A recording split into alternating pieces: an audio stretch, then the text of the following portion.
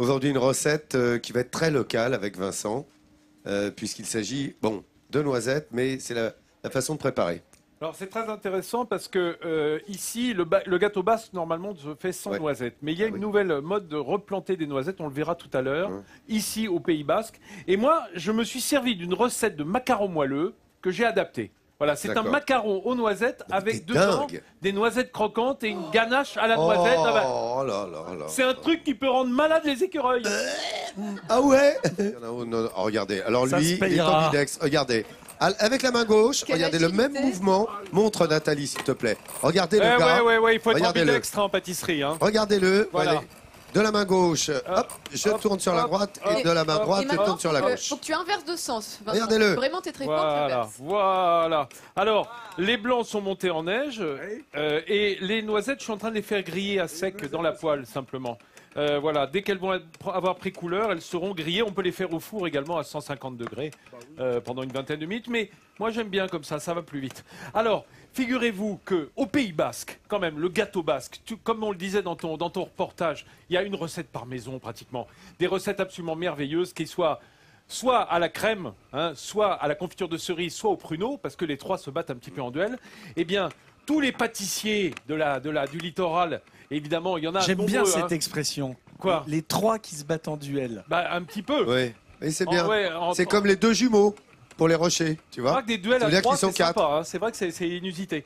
Alors, moi, je voulais vous citer quand même, je sais pas moi, les Raux, Bamas, Mendion, Épariès, tous ces gens-là, comme le Moulin de Bassilour, tout ça, c'est des merveilleux gâteaux basques. Et chez Pariès, on a eu l'idée de relancer la culture de la noisette parce que ce gâteau, il est à la crème de noisette. C'est un peu le quatrième. Tiens, regarde, on voit tes images là. On voit les images. Regardez, ce sont ces noisetiers que l'on replante non loin d'ici, un petit peu dans les coteaux.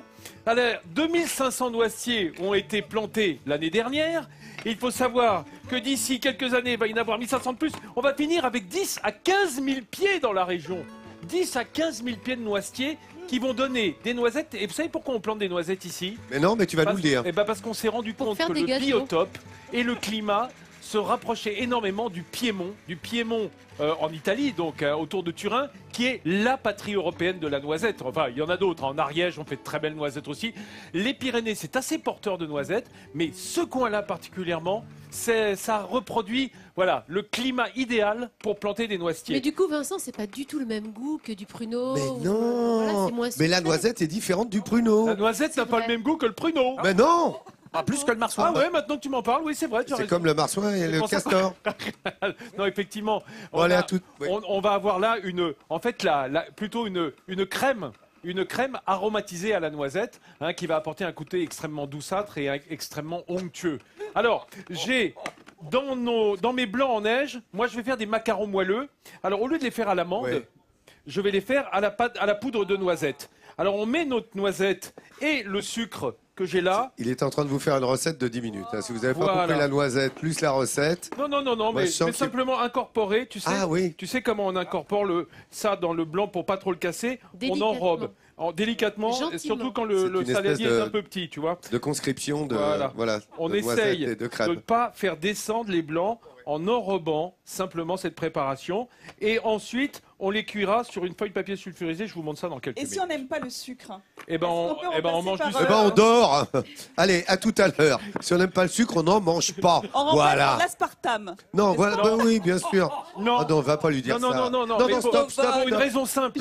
Oh non. C'est que l'aspartame perd son pouvoir sucrant à la cuisson. Donc on peut sucrer l'aspartame à froid, mais pas en cuisson. Laurent. Non, reviens, Laurent, j'ai les mêmes à la maison.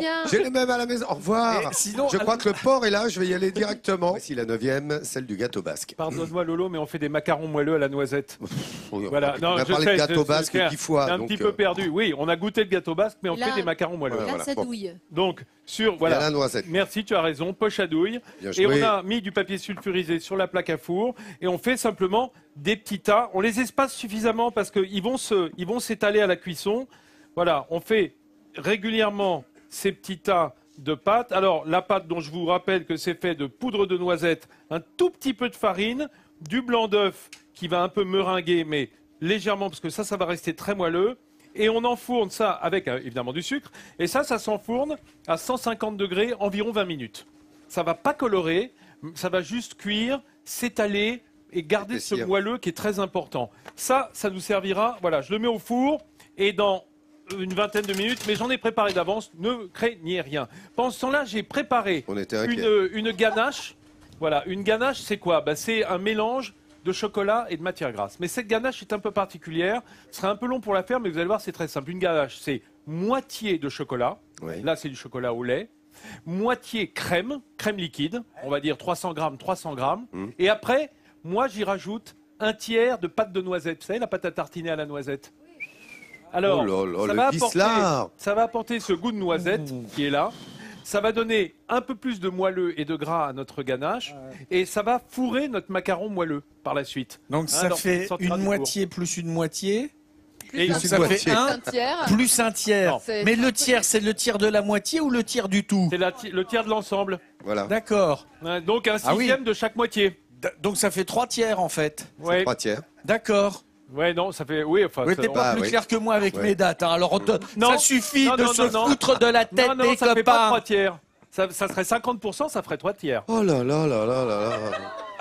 Lolo, bon, alors, écoutez, c'est très simple. On va les laisser se battre sur cette histoire vraiment de mathématiques. Okay. Messieurs, vous désiriez retrouver notre professeur, le prof de maths. Eh bien, il est là, le maître en calcul, qui maintenant va vous faire une équation autour du macaron ganache gâteau. Oui, on a à peu près 2/7 de ganache pour 40 macarons.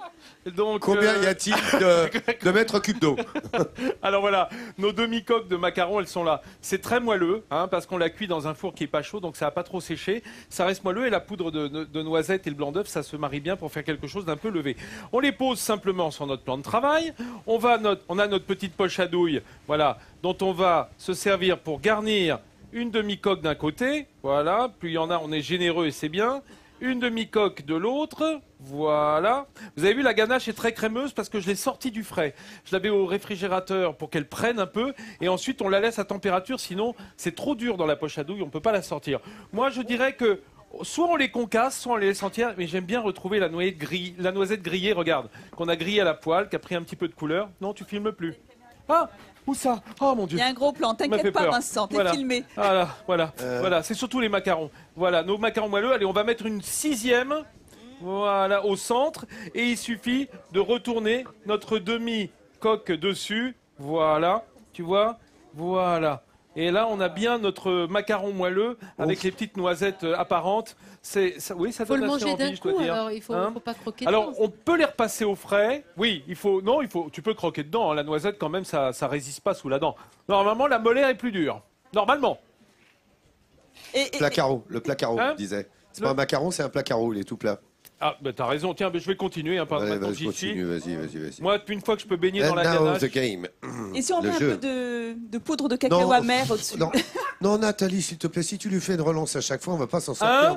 Voilà, il va te répondre. On provoque dans sa recette. Surtout, non, lui demande pas s'il y a 2 tiers, 1 tiers, 4 tiers ou 12 tiers, c'est pas possible, il n'y a que du quart. Voilà. Et n'oubliez pas que c'est du temps portant, quoi qu'il arrive. Et le temps, quel est le temps? Et c'est comme le fût du canon, un certain temps. Voilà, l'équation est résolue. Voici l'axiome en revanche qui vous permet. Les amis, Vincent Fernier, on n'a pas le temps de voir tes étapes recettes. En revanche, ton macaron au chocolat. Trop d'émotion. On n'a pas le temps de goûter. Hélène va pouvoir venir se servir de macaron Hélène, noisette. Tu peux y aller, vas-y. Avec la faire péter la noisette. Comme Christiane et Sandrine qui sont avec nous et qui attendent avec beaucoup de patience. Vas-y, je t'en prie, serre-toi Hélène. Tu te fais pas souvent plaisir parce que tu fais attention à ta ligne, mais là t'as le droit. Vas-y, tu peux y aller, croque-le celui-là. Allez-y les filles. Et voilà, ça c'est bon, regarde. Merci Hélène. Merci. Voilà, 4 ans et demi, 5 ans presque passés ensemble. Bon les amis, on sera là demain en Daille. Pour ma dernière, entre autres aussi, vous savez quoi, elle est bientôt au midi en France.